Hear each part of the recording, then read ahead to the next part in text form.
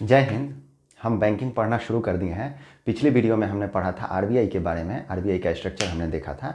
आज की वीडियो में हम देखेंगे कि आरबीआई कैसे मार्केट में मनी का इनफ्लो करती है और कैसे उसको कंट्रोल करती है पैसा को सौंप के। मतलब आरबीआई के आज कार्य देखेंगे और कौन कौन सी नीतियाँ अपनाती है आरबीआई, ताकि मार्केट में मनी सप्लाई एक लेवल तक बनी रहे, उससे अधिक भी ना हो और कम भी ना हो। देखिए, आज जो भी हम क्लास करेंगे और जितने भी तौर तरीके पढ़ेंगे आरबीआई द्वारा अपनाए गए, उसमें हम एक ही चीज़ केंद्र बिंदु के रूप में देखेंगे कि मार्केट में कैसे पैसा आ रहा है और मार्केट से कैसे पैसा निकाल दिया जा रहा है। आपको पता भी नहीं होगा, मार्केट के पास से पैसा गायब हो जाएगा। यही कुछ तौर तरीके होते हैं। एक तो सरकार करती है इकोनॉमी को मेंटेन करने के लिए, उसको बोलते हैं फिजिकल पॉलिसी। एक करती है आरबीआई, इसको बोलते हैं मॉनेटरी पॉलिसी। क्लियर है? तो देखते हैं मॉनेटरी पॉलिसी क्या होती है। मौद्रिक नीति, मॉनेटरी पॉलिसी, इसका उद्देश्य क्या होता है? वित्तीय स्थिरता को प्राप्त करना। क्लियर? उसके बाद विनिमय दर में अस्थायित्व बनाए रखना, एक्सचेंज रेट में स्टेबिलिटी बनाए रखना। विकास को प्रोत्साहित करना और रोजगार का सृजन करना। जब भी विकास कम हो जाएगा देश में तो आरबीआई अपनी नीति बनाएगी, फिर गवर्नमेंट अपना नीति बनाएगी। आरबीआई एक हद तक दे सकती है मार्केट में पैसा, या फिर मार्केट से पैसा ले सकती है। फिर आरबीआई का भी रुख होता है गवर्नमेंट की तरफ। जैसे अभी के टाइम में, ये जब ये लेक्चर रिकॉर्ड हो रहा है तो अभी के टाइम में बजट आने वाला है। अब बजट आने वाला है तो पहले आरबीआई देखेगी कि बजट में क्या क्या प्रावधान होता है, क्योंकि मैंने बताया दो तरीके से इकोनॉमी को कंट्रोल किया जाता है। इकोनॉमी में इनफ्लो, पैसे का इनफ्लो को कंट्रोल किया जाता है। एक तो होता है फिजिकल पॉलिसी से जो गवर्नमेंट तय करती है, दूसरा होता है मॉनेटरी पॉलिसी से जो आरबीआई तय करती है। तो आरबीआई पहले देखेगी कि बजट में गवर्नमेंट किस किस सेक्टर में कितना पैसा डाल रही है, या फिर अगर इन्फ्लेशन बढ़ा है तो किस सेक्टर में कितना पैसा निकालने की कोशिश करे, किस सेक्टर में इन्फ्लेशन बढ़ा है तो उसको कंट्रोल करने के लिए क्या क्या उपाय कर रही है। अब ऐसे में गवर्नमेंट का रुख देखेगी आरबीआई, उसके बाद आरबीआई भी अपनी मॉनेटरी पॉलिसी तय करेगी कि आगे हमें कौन सा स्टेप लेना है। गवर्नमेंट का पहले देख लेगी, उसके बाद आरबीआई तय करेगी। तो गवर्नमेंट की फिजिकल पॉलिसी हम पढ़ेंगे बजट में। अभी आरबीआई खत्म होगा, इसमें बैंकिंग सिस्टम जब खत्म होगा तब बजट स्टार्ट होगा, उसके बाद गवर्नमेंट की भी पॉलिसी समझ में आ जाएगी, क्लियर हो जाएगा। तो आरबीआई का देखते हैं क्या करती है आरबीआई। पहला देखते हैं कौन कौन से उपकरण होते हैं। एक होता है मात्रात्मक उपकरण और दूसरा होता है गुणात्मक उपकरण। मात्रात्मक में क्या आएगा? Bank rate. अब क्या होता है, ये नीचे है, सब है। अभी पहले देख लेते हैं मात्रात्मक में कौन कौन से आएंगे। Bank rate, repo rate, reverse repo rate, नगद आरक्षण अनुपात जिसको सीआरआर बोलते हैं, सांविधिक तरलता अनुपात जिसको एसएलआर बोलते हैं, खुले बाजार की क्रियाएं, ओपन मार्केट ऑपरेशंस इसको बोलते हैं। अब गुणात्मक में क्या होता है? सीमांत, इसका मतलब, इसका उद्देश्य होता है मार्केट में पैसे का इनफ्लो बना रहा है और कितनी मात्रा में भी बना रहा है, कम भी किया जा सकता है।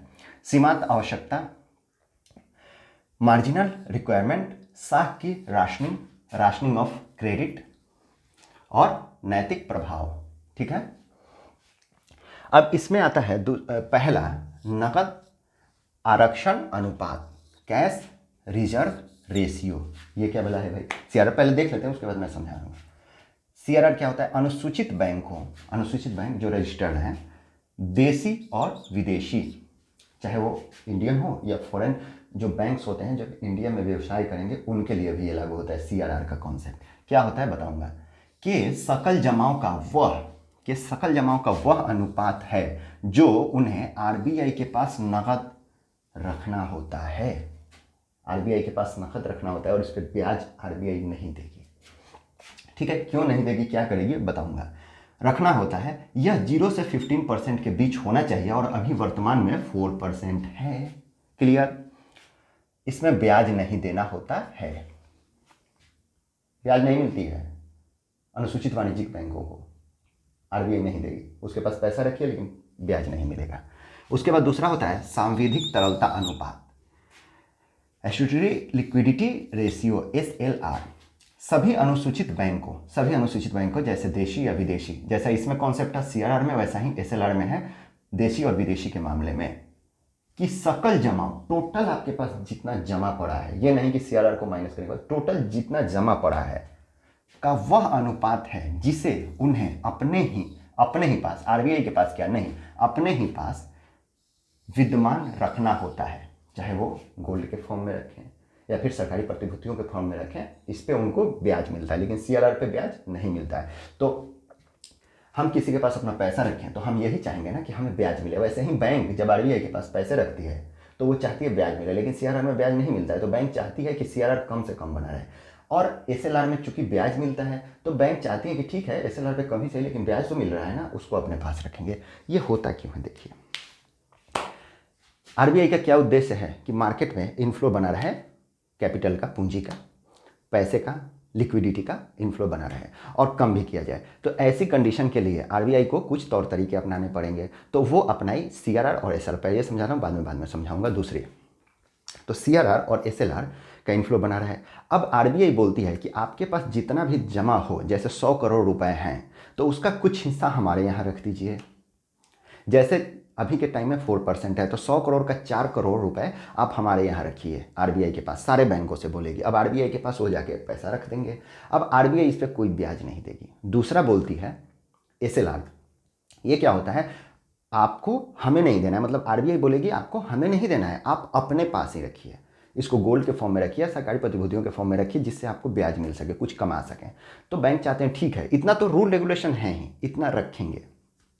क्लियर? अब क्या होता है कि 1990 के पहले क्या होता था कि एसएलआर और सीआरआर की मात्रा बहुत ज़्यादा थी। एसएलआर की मात्रा देख लेते हैं। एसएलआर की मात्रा क्या होती है? 18% अभी के टाइम में, और सीआरआर की मात्रा 4% पे है। तो 1990 के पहले क्या होता था कि एसएलआर और सीआरआर दोनों हाई थे। जैसे यहाँ देखते हैं, अगर यहाँ दिखाई दे रहा होगा 100 करोड़ रुपए बैंकों के पास आई। कैसे आती है? हम और आप जमा करते हैं बैंक में पैसा, तो वहाँ 100 करोड़ इनके पास रुपए आया। अब इसमें से उनको 4 करोड़ तो पहले सीआरआर के फॉर्म में दे देना होगा। अब इसमें से 18% अगर एसएलआर है तो 18 करोड़ और इसको एसएलआर के फॉर्म में अपने पास रखना होगा। तो कितना हुआ? 18 और 4 22। अब बचा इनके पास 78। अब 78 करोड़ को ये लोन के फॉर्म में कंपनियों को या किसी को भी जिसको होम लोन लेना है, आम जनता को, लोन के फॉर्म में देगी। उससे ब्याज कमाएगी, उससे जो ब्याज आएगा उससे अपना खर्चा काटेगी, उसके बाद उनका मुनाफा होगा, उनका स्टॉक बढ़ेगा। क्लियर? 1990 के पहले सीआरआर और एसएलआर दोनों हाई थे। जैसे यहाँ पे है 22% और उसके पहले जब जोड़ा जाता था तो ये 45 के पास पहुँच जाते थे, और जब 45 पे ये पहुँच जाते थे, अप्रॉक्स मान लेते हैं 40 to 45 पे पहुँच जाते थे, तो बैंकों के पास बचता था कितना?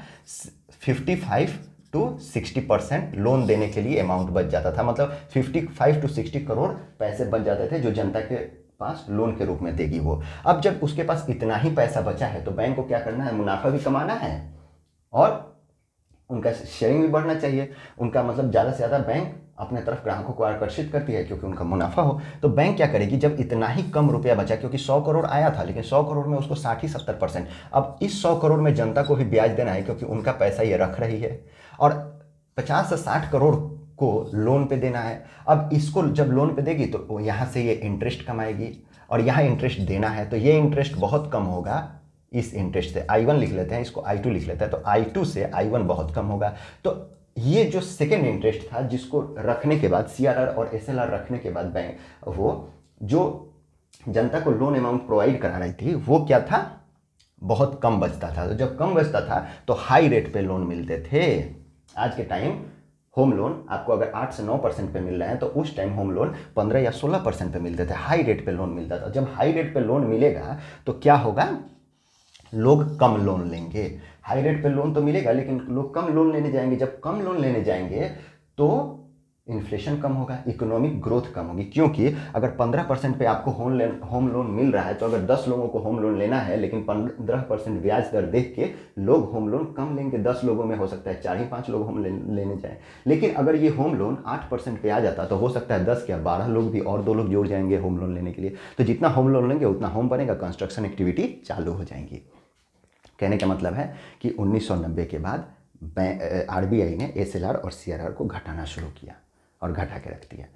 अब ये समझिए एसएलआर और सीआरआर से कैसे इकोनॉमी में इन्फ्लेशन को आरबीआई कंट्रोल करती है, ये समझने की कोशिश कीजिए। अब देखिए, मार्केट में डिमांड है। अगर डिमांड है तो क्या होगा? लोगों के हाथ में पैसा है इसलिए डिमांड है। डिमांड है, सप्लाई लेवल पे है तो इन्फ्लेशन बढ़ गई। जब इन्फ्लेशन एक हद से बढ़ जाती है तो इकोनॉमी के लिए खतरा होता है। इन्फ्लेशन बढ़ी क्यों? क्योंकि जनता के हाथ में क्या है? पैसा है। पैसा जनता के हाथ में आया कैसे? क्योंकि उन्होंने बैंकों से लिया था। बैंकों ने जनता को लोन क्यों दिया था? क्योंकि उनके पास भी पैसा था। उनके पास पैसा क्यों था? क्योंकि वो आरबीआई में 4% रखते थे, तो उनके पास अधिक बन जाता था। और आरबीआई बोली थी कि आप अपने पास 18% ही रखिए, तब भी 4% और 18% मिला के 22% हुए, बन जाता था 78% इनके पास। तो इनके पास जब 78 करोड़ 78 100 करोड़ अगर मानते हैं तो 78% उसका होता है 78 करोड़। अगर इनके पास 78 करोड़ बच रहा है तो इकोनॉमी में लोगों को लोन के रूप में ज़्यादा से ज़्यादा पैसे देंगी। जब लोगों को ज़्यादा से ज़्यादा लोन के रूप में पैसे देंगी तो वो ज़्यादा से ज़्यादा मुनाफा कमाएंगी। ज़्यादा से ज़्यादा मुनाफा कमाने के लिए वो लोन देती हैं। अब जब लोन मिल गया लोगों को, आम जनता को, तो वो परचेज करेगा कुछ ना कुछ। जब परचेज करेगा कुछ ना कुछ तो डिमांड बढ़ेगा, डिमांड बढ़ेगा तो इन्फ्लेशन बढ़ जाएगा। अब इन्फ्लेशन एक हद से ज़्यादा नहीं जाना चाहिए, तो आरबीआई के पास मैसेज गया, आरबीआई मॉनेटरी पॉलिसी डिसाइड की। आरबीआई क्या की? बोल दी कि देखो आप लोग ये CRR 4% जो रख रहे हो ना, इसको बढ़ा दो, 5 या 6% कर दो, आपके पास पैसे नहीं बचेंगे। अब CRR 5 to 6% हो गया। और SLR को बोल दी कि आप SLR जो 18% रख रहे हो ना, उसको एक काम करो 26% कर दो। अब 5% CRR और SLR 26%, ये दोनों को जब ऐड कर देंगे तो 5% रखना है आरबीआई के पास और 26% रखना है अपने पास, जिसको सरकारी प्रतिभूतियां या गोल्ड के फॉर्म में रखना है। अब ये दोनों जब ऐड कर देंगे ना, तब कितना हो गया? 26 + 5 31%। अब 31 तो आपको देना ही नहीं है लोन, इसको तो देना ही नहीं है। अब आपको 69 ही करोड़ लोन देने हैं, तो बैंकों के पास कम पूंजी बची। अब बैंक क्या करेंगे? अपना इंटरेस्ट रेट थोड़ा बढ़ा देंगे, क्योंकि उसी पैसे में, उसी पूंजी में ना ब्याज कमा के और फायदा कमाना है, तो इंटरेस्ट रेट थोड़ा बढ़ा देंगे। जैसे ही इंटरेस्ट रेट बढ़ा देंगे बैंक, तो लोग उनके पास लोन लेने कम जाएंगे। जैसे ही लोन लेने कम जाएंगे तो पास पैसा कम होने लगेगा, और पैसा कम होने लगेगा तो डिमांड कम होने लगेगी, डिमांड कम होने लगेगी तो इन्फ्लेशन कम हो गया। समझ में आ गया? इसके उल्टा होता है जब डिमांड कम। इसके उल्टा एक बार देख लीजिए, अगर इन्फ्लेशन इकोनॉमी में हद से ज़्यादा कम होने लगा तब क्या करेगी आरबीआई को पता चल गया इन्फ्लेशन कम है इकोनॉमी में, तो आरबीआई क्या की? एसएलआर और सीआरआर को घटा दी। जैसे ही घटा दी तो अब 4% ले रही, हो सकता है कल को 3% सीआरआर को कर दे और 16% एसएलआर को कर दे। तो 16% और 3% करने पे, चाहे 15% एसएलआर को कर दे तो 18%, चाहे 14% कर दे तो 14% और 3% कितना हो गया? 17%। अब 17 करोड़ ही उसको नहीं देना है, बाकी सब के सब पैसे देने हैं। तो जितना ज़्यादा पैसा हो जाएगा उसके पास, वो सस्ते ब्याज दर पे लोन देगी। सस्ता इसलिए देगी क्योंकि उसको फ़ायदा कमाना है, ज़्यादा से ज़्यादा ग्राहकों को आकर्षित करना है, तो अधिक लोन देगी। अधिक लोन देगी तो मार्केट में पैसा आएगा, मार्केट में पैसा आएगा सस्ते ब्याज दर पे, तो डिमांड बढ़ेगा, डिमांड बढ़ेगा, सप्लाई उतने पे नियत है तो इन्फ्लेशन बढ़ जाएगा। अब इन्फ्लेशन बढ़ा तो जल्दी जल्दी कंपनियां प्रोडक्ट बनाने के लिए नई नई फैक्ट्रियां लगेंगी और लोगों को रोजगार मिलेगा। वही फंडा है। क्लियर? अब क्या होता है, एकदम से मैंडेटरी है सीआरआर और एसएलआर को मेंटेन करना। अगर बैंक इसको मेंटेन नहीं करते हैं, आप कहेंगे कि भाई बैंक को कैसे पता, आरबीआई को कैसे पता कि बैंकों के पास कितना उनका मेंटेन है कि नहीं, सकल पूंजी में से उनका एसएलआर और सीआरआर मेंटेन है कि नहीं। तो ये गणना की जाती है 2 हफ्ते पहले के फ्राइडे को। देखी जाती है कि 2 हफ्ते पहले वाला जो लास्ट फ्राइडे था उसमें आपके पास, 2 हफ्ते पहले वाला जो फ्राइडे था आपके पास सीआरआर जितना तय किया गया है और एसएलआर जैसे 18% और 13%, आपने 4% तो आरबीआई के पास रखा ही है और अपने पास 18% रखा है कि नहीं, कि कहीं आपने अधिकतम लाभ कमाने के चक्कर में ज़्यादा तो नहीं दे दिया पब्लिक को। अगर ज़्यादा दे देंगे तो आपको पेनल्टी लगेगी, 3 to 5% एक्स्ट्रा देना पड़ेगा बैंक रेट के बाद। आप पे 3 to 5% का इंटरेस्ट रेट लगाया जाएगा आरबीआई द्वारा अनुसूचित बैंकों के ऊपर पेनल्टी के रूप में। क्लियर है? तो इसलिए बैंक कभी नहीं चाहेंगे, उनको तो घाटा हो जाएगा ना, तो कभी नहीं चाहेंगे कि एसएलआर और सीआरआर टूटे। अगर कभी टूटने लगता है, मतलब वो मेंटेन नहीं होता है, तो और भी तौर तरीके हैं, आरबीआई से उधार ले लेती है थोड़े समय के लिए, एकदम शॉर्ट टर्म के लिए। ठीक है? क्लियर? तो सीआरआर क्लियर, एसएलआर क्लियर। अब होता है बैंक रेट। ये बैंक रेट क्या वाला है भाई? देखिए, वह ब्याज दर जिसे आरबीआई द्वारा अपने ग्राहकों को, किसको ग्राहकों में कौन आएंगे? सरकारें आएंगी, सरकारी कंपनियां आएंगी, बैंक, वित्तीय संस्थाएं इत्यादि। ये अपने ग्राहकों को दीर्घावधि, लघु अवधि क्या, शॉर्ट टर्म क्या, नहीं लॉन्ग टर्म, दीर्घावधि ऋण दिया जाता है, बैंक दर कहलाती है। अगर आरबीआई के पास दुनिया भर के पैसे इकट्ठे हैं तो यही अनुसूचित बैंक, यही सरकारी संस्थाएं जाएंगी आरबीआई के पास और बोलेंगी कि हमें लोन दे दीजिए। अब इनके पास लोन देने के लिए बोलेगी लोन तो दूंगी, आरबीआई बोलेगी लोन तो आपको दूंगी, लेकिन आपको कुछ ब्याज भी चुकाना पड़ेगा इसके लिए। उसी ब्याज को हम बोलते हैं बैंक रेट। बैंक, सबसे टॉप बैंक कौन? आरबीआई, इसलिए उस रेट को बैंक रेट बोल दिए। तो बैंकों का बैंकर, जैसे आरबीआई को बोला गया था ना कि ये बैंकों का बैंकर है पिछली क्लास में, तो बैंकों का बैंकर इसलिए जैसे हम बैंक के पास लोन ले जाते हैं और बैंक हमसे इंटरेस्ट लेती है, वैसे ही ये भी बैंक के पास, आरबीआई के पास लोन ले जाते हैं और वहाँ इंटरेस्ट पे करना पड़ता है। क्लियर है? तो बैंक रेट इसी हिसाब से वो बैंकों का बैंक है। अब रेपो रेट क्या है? अब क्या है बैंक रेट में, अब इसको भी समझ लीजिए कैसे इन्फ्लेशन को कंट्रोल करना है, क्योंकि हर एक पॉइंट को इन्फ्लेशन के पॉइंट ऑफ व्यू से हमें देखना है। अब बैंक रेट क्या होता है, वो सीआरआर एसएलआर को अलग रख के समझने की कोशिश कीजिएगा, क्योंकि एक साथ मिलाएंगे तो फिर कन्फ्यूजन होगा, क्योंकि मॉनेटरी पॉलिसी को डिसाइड करते टाइम अधिक बहुत सारे इसके टूल्स हैं, अलग अलग टूल्स इस्तेमाल करती है आरबीआई। अब आप ये पूछेंगे कि भाई अलग अलग टूल्स क्यों इस्तेमाल करती है आरबीआई, तो जब जिस टूल की आवश्यकता होती है यूज करने की, आरबीआई उस हिसाब से उसमें बदलाव करती है। जैसे हमारे पास दुनिया भर के मिसाइल हैं, अग्नि 5 है जिसकी रेंज 5000 किलोमीटर प्लस है, तो 5000 किलोमीटर तक उसकी अगर रेंज है और ये बोलने लगे कि भाई हमारे पास 5000 किलोमीटर तक के मिसाइल हैं, तो हम छोटे रेंज वाली मिसाइल क्यों बना रहे हैं, हम ब्रह्मोस क्यों बना रहे हैं, त्रिशूल क्यों बना रहे हैं, या फिर कोई भी पृथ्वी अग्नि क्यों बना रहे हैं, छोटे रेंज वाली अग्नि 5 से ही काम चला लेते हैं। लेकिन कुछ चीज़ें होती हैं जब उसका बृहद रूप से काम पड़ता है तब उसको यूज करते हैं। सीआरआर को बार बार यूज नहीं किया जाता है, क्योंकि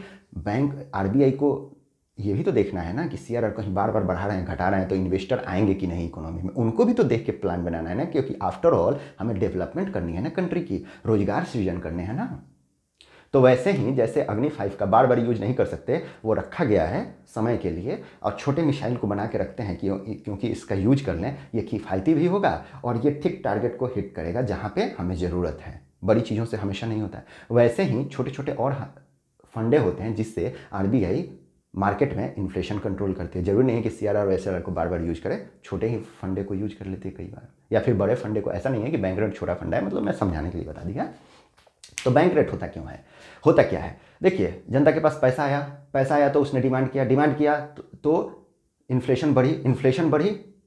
तो इसके पीछे कारण क्या था, उनके हाथ में पैसा, अगर पैसा था तभी तो वो डिमांड किए ना। तो आरबीआई, अब उनके हाथ में पैसा क्यों था, इसलिए था क्योंकि उनको बैंकों से सस्ते में पैसे आते थे, सस्ते में लोन आते थे। सस्ते में लोन क्यों बैंकों से वो ले पाते थे, क्या है कि जनता के हाथ में पैसा आया तो डिमांड क्रिएट की। जनता के हाथ में पैसा क्यों आया, क्योंकि बैंकों से उन्हें सस्ते में लोन मिल गए, तब हाथ में पैसा आ गया। अब बैंकों से सस्ते में लोन क्यों मिले, क्योंकि उन बैंकों को आरबीआई से सस्ते में लोन मिला था। और जब आरबीआई इसी लोन पे जब ब्याज आरबीआई लेती है उसको बैंक रेट कहते हैं। तो बैंक रेट सस्ता था, इसलिए सस्ते में लोन मिल गया बैंकों को आरबीआई से, और उस सस्ते लोन को उस सस्ते लोन को थोड़ा सा इंटरेस्ट लेके किसको दे दिए ये बैंक, कस्टमर को। अब कस्टमर को वही लोन ये दे दिए। अब क्या हुआ कि आरबीआई देखी कि मार्केट में इन्फ्लेशन बढ़ रहा है क्योंकि लोगों के हाथ में बहुत ज़्यादा पैसा है, तो आरबीआई क्या की, बैंक रेट बढ़ा दी। बैंक रेट बढ़ा देने का मतलब है कि अब अनुसूचित वाणिज्यिक बैंक जब आरबीआई से लोन लेंगे तो इनको अधिक राशि ब्याज के रूप में चुकानी पड़ेगी। तो जब ये अधिक राशि ब्याज के रूप में चुकाएंगे तो उससे भी अधिक राशि ये कस्टमर से वसूल करेंगे। तो कुल मिला के हम और आप जब बैंक में जाएंगे तो ब्याज दर बढ़ चुका होगा। जैसे ही ब्याज दर बढ़ चुका होगा तो हम क्या करेंगे, लोन लेने से बचेंगे। जब हम लोन लेने से बचेंगे तो हमारे हाथ में पैसा कम हो जाएगा। जब पैसा कम हो जाएगा तो फिर क्या होगा, डिमांड कम हो जाएगी और फिर इन्फ्लेशन डाउन हो जाएगा। वैसे ही जब इन्फ्लेशन हद से ज़्यादा डाउन हो तो आरबीआई क्या करती है, बैंक रेट को घटा देती है, मतलब ब्याज दर को घटा देती है। अब अनुसूचित वाणिज्यिक बैंक जब ब्याज दर घट गया है तो जल्दी जल्दी आरबीआई से लोन लेंगे। अब वो लोन, उनके पास लोन के फॉर्म में बहुत सारा कैपिटल आ गया तो वो क्या करेंगे, अपने कस्टमर्स को कैपिटल का हिस्सा सस्ते ऋण पे देंगे। अब जब सस्ते ऋण पे देंगे तो उनके हाथ में पैसा आएगा, फिर से डिमांड जनरेट होगी, फिर से इन्फ्लेशन बढ़ जाएगा, इकोनॉमी का साइकिल चल जाएगा। बेसिकली यही फंडा है डिमांड और सप्लाई का। मैंने पहले ही बोला था इकोनॉमी पूरा डिमांड और सप्लाई से ही चलता है। क्लियर है? आगे देखते हैं। बैंक रेट हो गया, रेपो रेट। अब ये क्या है भाई, वह ब्याज दर जिस पर आरबीआई द्वारा अपने ग्राहकों को लघु अवधि, शॉर्ट टर्म के लिए, छोटे छोटे टर्म के लिए, हो सकता है रात भर के लिए, शॉर्ट टर्म के लिए उपलब्ध कराया जाता है। भारत में कॉल मनी मार्केट इसका उदाहरण है। कॉल मनी मार्केट नीचे है, रात भर के लिए होता है। अंतर बैंक बाजार इसके उदाहरण है, कहा गया। और हाँ, इस दर पर काम करता है। क्लियर? बैंक इस रास्ते का इस्तेमाल रातों रात उधार लेने के लिए करते हैं। इसका रेट रखा गया है कितना, 4%। क्लियर है? अब क्या होता है कि आपको लॉन्ग टर्म पे लोन लेनी है तो बैंक रेट से लीजिए, आपको शॉर्ट टर्म पे लोन लेनी है, आपका एसएलआर हो सकता है कम हो गया तो आप पेनल्टी नहीं चाहेंगे ना कि आरबीआई आप पे कोई पेनल्टी मारे, तो उसके लिए आप बचना चाहेंगे, तो आप अपना सीआरआर, एसएलआर और सीआरआर मेंटेन करने के लिए आप किसका इस्तेमाल करेंगे? रेपो रेट का। रेपो रेट का जब आप इस्तेमाल करेंगे तो आपको रातों रात के लिए लोन मिलेगा। क्लियर? अब होता है प्रतिवर्ती repo rate, reverse repo rate. ये क्या है भाई? ब्याज दर आरबीआई, वह ब्याज दर जब आरबीआई अपने ग्राहकों को उससे लिए गए लघु अवधि ऋण पर दिया जाता है। इसका क्या रेट है भाई? 3.35%। क्या है कि आरबीआई को लगता है कि मार्केट से मनी खींचनी है तो वो क्या करेगी? लोन के फॉर्म में बैंकों से लोन ले लेगी, और बैंकों से जब लोन लेगी तो उनको ब्याज देगी, और जब ब्याज देगी तो वो 3 पॉइंट समथिंग है, 3.35% है। लेकिन ये जब यही वाणिज्यिक बैंक जब आरबीआई से लोन लेंगे तो उनको अधिक चुकाना पड़ेगा, क्योंकि आरबीआई भी पैसा कमा रही है ना। 4% आरबीआई और 3.3% बैंक। ये भी शॉर्ट टर्म के लिए होता है, ये भी शॉर्ट टर्म के लिए होता है, दोनों शॉर्ट टर्म के लिए। लेकिन जब आरबीआई लेगी, रेपो रेट कहा जाता है शॉर्ट टर्म के लिए जब बैंक आरबीआई से लोन लेंगे, लॉन्ग टर्म के लिए लेंगे तो बैंक रेट कहा जाता है। और सब शॉर्ट टर्म के लिए आरबीआई बैंकों से जब लोन लेगी उस पर जो इंटरेस्ट देगी बैंकों को वो कम होता है रेपो रेट से, और इसको बोलते हैं रिवर्स रेपो रेट, क्योंकि उल्टा हो गया ना, अब आरबीआई ही लोन ले रही है। क्लियर है? इसी सब तरीकों से एक्चुअली होता क्या है, आरबीआई की कमाई भी होती है और मार्केट में मनी सप्लाई बना भी रहता है, इकोनॉमिक ग्रोथ भी होती रहेगी। क्योंकि हमने सबसे पहले उद्देश्य पढ़ लिया, इकोनॉमिक ग्रोथ करना है, रोजगार करना है और विनिमय को अस्थायित्व प्रदान करना है और वित्तीय स्थिरता करनी है। अब देखते हैं क्या होता है मार्जिनल स्टैंडिंग फैसिलिटी। ये क्या बोला है भाई? बैंक रातों रात अपनी नेट डिमांड एंड लाइबिलिटीज को का 1% आरबीआई से उधार ले सकते हैं। ठीक, वर्तमान रेपो रेट से 1% अधिक होता है। ये नेट डिमांड एंड लाइबिलिटीज क्या होती है? हम बैंकों में जब अपना जमा करते हैं, सकल जो जमा आया उसका 1% ले सकते हैं रातों रात के लिए। हम बैंकों में पैसा जमा करते हैं, वही नेट डिमांड एंड लाइबिलिटीज में आती है, देने योग्य है, लाइबिलिटी है कि हम जो जमा किए हैं आपको देना पड़ेगा। मतलब बैंक को अपने कस्टमर को चुकाना ही है, इसमें कोई दिक्कत, इसमें कोई शक नहीं, तो उनको चुकाना पड़ेगा, तो नेट डिमांड एंड लाइबिलिटीज भी आती है। तो इसको क्या करना है? कहा गया वर्तमान रेट से 1% अधिक है, लेकिन कई बार इसको कम भी होता है। जैसे देखिए 4.3, अभी क्या है 4.25%। अब आता है दूसरे साधन, दूसरे टूल्स क्या होते हैं? Call money market. क्लियर? उधार लेने और देने का काम रातों रात होता है क्षेत्रीय ग्रामीण बैंक को छोड़ के। ये थोड़ा सा इंपॉर्टेंट है, यही कॉल मनी ऊपर समझाया था, वही कॉल मनी क्या है? कॉल मनी मार्केट दो बैंकों या दो वित्तीय संस्थानों के बीच आपस में लेन देन होता है। आरबीआई इसके लिए कुछ नॉर्म्स लगाई है और साथ ही कुछ ब्याज दर तय की है कि इससे अधिक आप नहीं ले सकते। आपस में ही लेन देन होता है रात भर के लिए। क्लियर? रात भर को लोन लेना है किसी को, क्योंकि उसको दिखाना पड़ेगा ना बार बार बैंकों को कि हमारा एसएलआर मेंटेन है, हमारा सीआरआर मेंटेन है। अगर नहीं दिखाएंगे तो पेनल्टी पड़ जाएगी। तो बैंक अपना जो बैलेंस शीट है उसको मेंटेन करते रहते हैं, उसके लिए लोन उनको लेना पड़ता है। देखिए होता क्या है कि बैंक में हम पैसे रखते हैं, बैंक हमें ब्याज देती है। हमको लगता है कि साल 2 साल तक पैसे रखेंगे तो हमें कुछ रुपए, जैसे 1 लाख रुपए बैंक में रखे, साल 2 साल तक ब्याज के रूप में बैंक कुछ पैसे दे दी हमें ऐसा लगता है कि इससे पैसे से क्या होगा। लेकिन सोचिए 10 करोड़ लोग 1-1 लाख रुपए बैंक में रखे तो 1 साल में कितना वैल्यू बढ़ जाएगा उसका बिजनेस के फॉर्म में, तो रातों रात कितना वैल्यू बढ़ जाएगा। तो रात भर भी अमाउंट बहुत ज़्यादा होता है, तो उसको मेंटेन करना अनिवार्य होता है। ये थोड़ा बता दिया, नहीं तो कन्फ्यूजन होता है रातों रात क्या है, रातों रात क्या है, उससे क्या फ़र्क पड़ने वाला है? बहुत बड़ा फ़र्क पड़ने वाला है। जब पैसा बहुत ज़्यादा हो ना तो रात भर की वैल्यू, जो रात भर का इंटरेस्ट रहता है वही बहुत ज़्यादा हो जाता है। क्लियर? समझाने के लिए बोल दिया। दूसरे साधन में कॉल मनी मार्केट, उधार लेने देने के लिए, ये तो हो गया। इसमें कौन कौन से आते हैं? क्षेत्रीय बैंक, क्षेत्रीय ग्रामीण बैंक को छोड़ के अनुसूचित वाणिज्यिक बैंक, कोऑपरेटिव बैंक इसमें आते हैं, अनुसूचित वाणिज्यिक बैंक में आते हैं। कोऑपरेटिव बैंक में भी भूमि विकास बैंक के अलावा, मतलब भूमि विकास बैंक को छोड़ के अन्य कोऑपरेटिव बैंक, क्षेत्रीय ग्रामीण बैंक को छोड़ के अन्य अनुसूचित बैंक और बीमा कंपनियां आदि इसमें आती हैं। वो आपस में पैसों का लेन देन कर सकते हैं रात भर के लिए। क्लियर? बेस रेट क्या है? नहीं, अभी ये बचा है ओपन मार्केट ऑपरेशंस। आरबीआई ये क्या है तो देखते हैं। आरबीआई बाजार में से सरकारी प्रतिभूतियों की खरीद बिक्री के जरिए इसका संचालन करती है। क्या है कि मार्केट में पैसा बहुत ज़्यादा बढ़ गया, पैसा बढ़ गया तो इन्फ्लेशन बढ़ गया, इन्फ्लेशन बढ़ गया तो आरबीआई को भी पता है कि इन्फ्लेशन बढ़ गया, तो बहुत सारे उसके पास तौर तरीके होते हैं इन्फ्लेशन को कम करने के लिए। लेकिन आरबीआई क्या करती है, गवर्नमेंट की एक प्रतिभूति जारी करेगी। प्रतिभूति जारी करने का मतलब हुआ कि एक कागज़ का कुछ स्टाम्प पेपर की तरह कुछ नोट्स बना, मतलब क्या टिकट बोल सकते हैं उसको, बना के आपको दे देगी। वो आप लिए, और ये बोला गया कि 5 साल बाद या 4 साल बाद या 2 साल बाद या 1 साल बाद या 6 महीने बाद या 100, मतलब उस हिसाब से एक तय सीमा के अंदर, कहने का मतलब है एक तय सीमा के अंदर उस प्रतिभूति की आप खरीद कीजिए। और जब ये प्रतिभूति आप खरीद कीजिए और आप बैंक को पैसा दीजिए। मतलब आरबीआई क्या की, प्रतिभूति जारी की, लोग क्या किए, आरबीआई के प्रतिभूति मतलब सरकारी प्रतिभूतियों में निवेश किए। निवेश करने का मतलब है अपना पैसा दिए, प्रतिभूति की खरीद कर लिया। अब प्रतिभूतियां क्या होंगी कि एक खास टर्म के लिए खास ब्याज देंगी। बोला जाएगा कि इतने साल बाद ये कैश कराइएगा, फाड़ के फेंक दीजिएगा और हम आपको पैसा दे देंगे, तो पैसे के साथ ब्याज भी देंगे। तो सरकार मार्केट में जब बहुत ज़्यादा पैसा हो जाता है तो आरबीआई क्या करती है, ये प्रतिभूति जारी करेगी और लोग आरबीआई के यहाँ से प्रतिभूति खरीदेंगे। अब डायरेक्ट लोग नहीं खरीदेंगे, बैंक खरीदेगी, ठीक। और लोग समझाने के लिए बोल रहा था मैं, डायरेक्ट प्रतिभूति खरीदेगी और पैसा देगी। पैसा देगी तो उनके पास कम हो जाएगा, पैसा कम हो जाएगा तो मार्केट में पैसा कम जाएगा, इन्फ्लेशन कम हो गया। अब जब कुछ साल बाद जब प्रतिभूति का समयावधि पूरा हो जाएगा तो प्रतिभूति का जो भी अमाउंट बनेगा ब्याज को लेके वो आरबीआई दे देगी। अब ये कभी फेल नहीं करते, क्योंकि अगर फेल किए तो गवर्नमेंट का पैसा है ना, गवर्नमेंट तो छाप के दे देगी, क्या दिक्कत है। तो ये चीज़ होता है।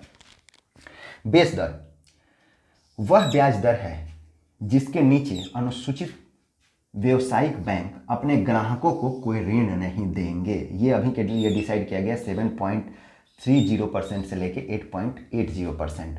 क्या है उसके नीचे, नीचे वाली बात ध्यान रखने वाली बात है, ऊपर नहीं। इसके ऊपर तो दे सकते हैं लेकिन नीचे नहीं दे सकते। क्या है कि इसके जब बैंक रेट से ये बैंक जो रेट है इससे नीचे जब भी आप ये बैंक रेट से नीचे, बेस रेट से नीचे जब भी आप लोन देंगे, इससे ऊपर ही देना होगा। जब भी आप कभी अत्यधिक मुनाफा कमाने के चक्कर में ज़्यादा से ज़्यादा बैंक लोन बांटना चाहती है तो उस रेट से नीचे कोई भी बैंक अपना लोन ना बांटे, इसके लिए लगाया गया है। इससे नीचे आप नहीं दे सकते। वो उसके ऊपर जितने कस्टमर आ रहे हैं उसको अट्रैक्ट कीजिए, क्योंकि बैंक हमेशा चाहती है ज़्यादा से ज़्यादा कस्टमर को अट्रैक्ट करना, ज़्यादा से ज़्यादा कस्टमर को अट्रैक्ट करके अपना बिजनेस बढ़ाना। लेकिन इसी चक्कर में कहीं मैक्सिमम फ़ायदे के चक्कर में ज़्यादा कम, मतलब ज़्यादा पैसा ना बांट दे कम इंटरेस्ट पे, इसके लिए लगाया गया है।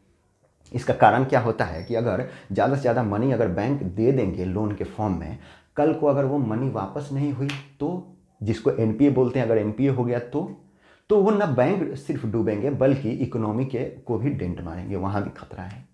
तो इकोनॉमी को डेंट ना मारें इसलिए उनके पास एक लेवल से कम में ब्याज नहीं दे सकते, क्योंकि कहीं ब्याज की लालच में सारे बैंकों में प्रतिस्पर्धा बढ़ गया, कंपटीशन बढ़ गया तो लेवल से नीचे आ जाएंगे। लेवल से नीचे ना आए इसके लिए आरबीआई रेगुलेशन लगाई है। क्लियर। एसएलआर और सीआरआर भी इसीलिए मेंटेन किया जाता है कि सीआरआर बैंक के पास रख दिया जाता है, सकल जमा में से सीआरआर आरबीआई के पास रख दिया जाता है बैंकों द्वारा, और एसएलआर अपने पास रखा जाता है। ये क्यों रखा जाता होगा, इसके पीछे भी तो यही कारण है ना कि कहीं आप का जो लोन दिया गया है अगर वो वापस नहीं आया तो आपकी वित्तीय स्थिरता बनी रहे। कल को ये ना हो कि लोन भी नहीं मिला और आप दिवालिया बोल गए। आप दिवालिया बोलेंगे तो पूरी इकोनॉमी दिवालिया बोलेगी, क्योंकि इकोनॉमी का संचालन बैंक ही तो करते हैं ना। तो आरबीआई नहीं चाहती कि दिवालिया बैंक बोले। क्लियर है। यही है आज का क्लास। अभी और भी टर्म बचे हुए हैं बहुत सारे, इसको कल की क्लास में देखेंगे हम लोग। अगर वीडियो अच्छी लगी हो तो लाइक कीजिए, शेयर कीजिए, सब्सक्राइब कीजिए। अच्छी चीज़ों को ज़्यादा से ज़्यादा लोगों तक पहुँचाइए। जय हिंद।